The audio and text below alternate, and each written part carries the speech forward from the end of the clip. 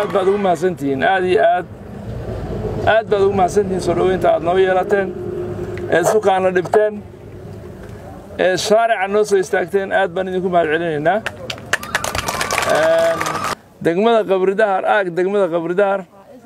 oo ka kooban degmada Boodaley degmada Kudumbuur Ceelowgaadeen Laasdhankeyre iyo degmada Qabridahar lafteeda intaas la isku yiraahdo doorashada degmada Qabridahar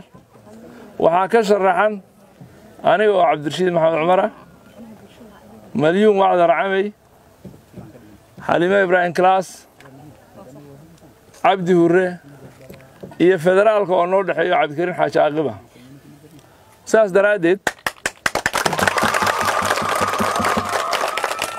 daraadeed dadka aan ku tashanayno in ay codkana siiyaan khamiisteeda in ay na doortaan wanaag aan anagu ka fillo maalinta ay xilka noo dhiibtaana wanaag naga filaan idinka kow ka ah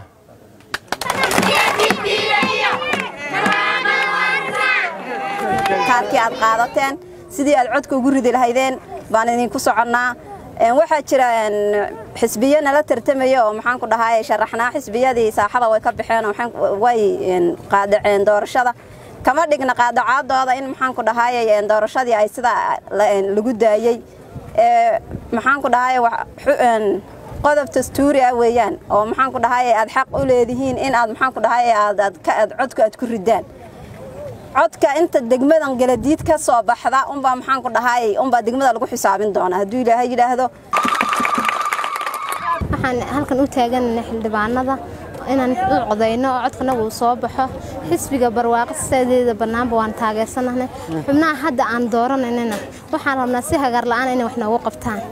baahiyo badan baa ka jira sida awgeed waxaan doonaynaa xildhibaanada hadda aan dooranay codsigana inuu u hirgalo laakiin inay baahiyaha noo soo daboolaan baan rabnaa taageersanahay xubnaha halkan ka sharaxay xisbiga BB waxaan rabnaa inaan u codeyno iyagana waxaan ka rajaynayaa insha Allah sida aan ugu codeynay inay nagu qabtaan baahiyaha aan tabanayna ee xagga iyaga waxa weeye bulshada galadiid ku nool anoo ah dhalinyarta ku nool galadiid magacaygana sidaan horey kugu sheegay uu yahay marka waxa weeye waxaan ka rajaynayaa sida iyo sileeg